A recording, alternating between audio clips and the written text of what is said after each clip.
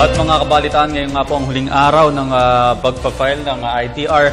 Muli natin makakasama si Haji Camino, live pa rin doon sa may BIR Quezon City. Haji, kanina may katanungan ako ukol doon sa mga opisina o yung mga kumpanya na hindi nagbibigay or hindi ibinabayad yung kinakaltas na tax doon sa mga empleyado. Mayroon bang pagkakataon na naitanong mo yan dyan kay Director?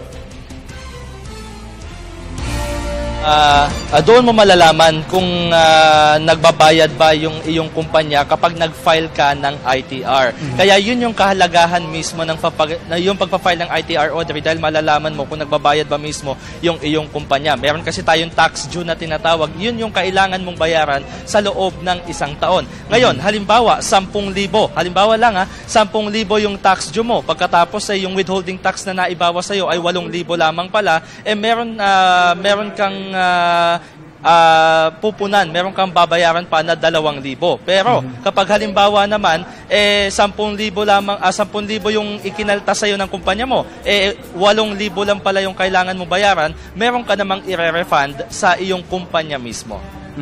Okay, maraming salamat Haji Camino. At alam nyo, importante nga yung communication din ng mga kumpanya or yung mga finance offices dun sa mga empleyado nila.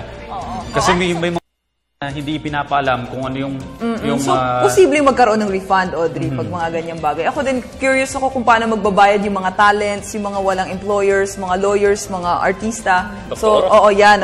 So, honesty na lang and responsibility. Kasi kung matatandaan natin, ito namang mga taxes na to para din sa bayan natin. Tayo rin ang gumagamit nito for education and other purposes. Para hindi naman mapagsamantalan, i-double check. Kaya mag-file tayo ng ITR natin today para malaman natin kung yung mga employers ba natin, yung kinakaltas ay talagang naibabawas at napupunta sa kaban ng bayan. At wag na magpahuli, wag na magpahapon. Ngayon po umaga, agahan na or after lunch para hindi na magipit pa sa mahabang pila mamayang alas 5.